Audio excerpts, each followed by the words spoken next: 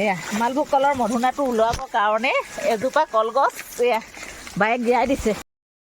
সকলোকে নমস্কাৰ জনাই আজি মই মোৰ ভিডিঅ'টো আৰম্ভ কৰিব লৈছোঁ। এইফালে এগৰাকীয়ে মালভোগ কলৰ মধুনা কাটি আছে। সকলোৱে কৈছিলে যে মালভোগ কলৰ মধুনাটো চিনি নাপাওঁ, এইটো চাই লওক মালভোগ কলৰ মধুনা এনেকুৱা দেখিছেনে। তলৰ যিটো গুৰি যিটো মানে আলুৰ নিচিনা অংশ সেই অংশখিনি কাটি আনিব আৰু পাইলছৰ কাৰণে এইটো বহুত দৰকাৰ হয়। ইয়াৰ লগত আৰু মিক্স কৰিব।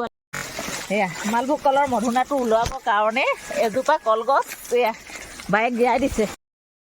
সকলোকে নমস্কাৰ জনাই আজি মই মোৰ ভিডিঅ'টো আৰম্ভ কৰিব লৈছোঁ। এইফালে এগৰাকীয়ে মালভোগ কলৰ মধুনা কাটি আছে। সকলোৱে কৈছিলে যে মালভোগ কলৰ মধুনাটো চিনি নাপাওঁ, এইটো চাই লওক মালভোগ কলৰ মধুনা এনেকুৱা দেখিছেনে। তলৰ যিটো গুৰি যিটো মানে আলুৰ নিচিনা অংশ সেই অংশখিনি কাটি আনিব আৰু পাইলছৰ কাৰণে এইটো বহুত দৰকাৰ হয়। ইয়াৰ লগত আৰু মিক্স কৰিব।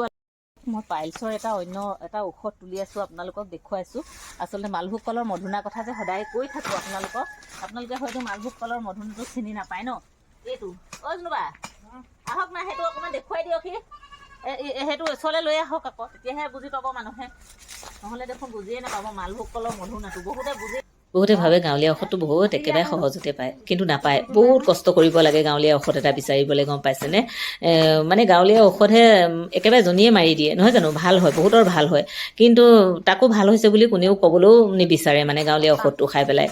আৰু মাননীটোৰ কথা ক'বই নালাগে, ক'লেও আৰু মানে কি বেয়া পোৱা হয়। আমাৰ অসমীয়া সমাজত আছে তেনেকৈ, আমুক ডাইৰেক্ট কৈ দিব নোৱাৰি, নহয় জানো। সেইকাৰণে বৰ বেয়া লাগে, ক'ব সময়তো বেয়া লাগে যে কি নহওক আৰু আজিৰ পৰা এনেকৈ মানে কষ্টটো দেখিছেনে, যথেষ্ট কষ্ট হয়। আৰু কষ্টৰ কাৰণে আজিৰ পৰা মানে এনেকৈ গাঁৱলীয়া ঔষধ নিদিওঁ আৰু কোনেও নিবিচাৰিব। মই ফেচবুকৰ মানে কি ইয়াতে ভিডিঅ'টোতে জনাই দিছোঁ যে ঔষধ এটা তুলিবলৈ বহুত কষ্ট হয়। এজোপা কলকে বাইদেৱে কাটি দিলে, গোটেই মধুনাটোকে লৈ যাবলৈ জাক লাগে দি থাকিবি, ফ্ৰিজত থৈ দিবি, এনেকৈ কৈছে আৰু উপায় নাপায়। আৰু কি হয় জানে, মানুহে ভাবে ইমান সহজতে পাওঁ বুলি ভাবে, সেয়েহে কৈছোঁ যে কি নহওক গুৰিৰ পৰা এইটো কলৰ যিটো মধুনাটো উলিয়াই আনিবৰ কাৰণে এজোপা কলগছ কাটি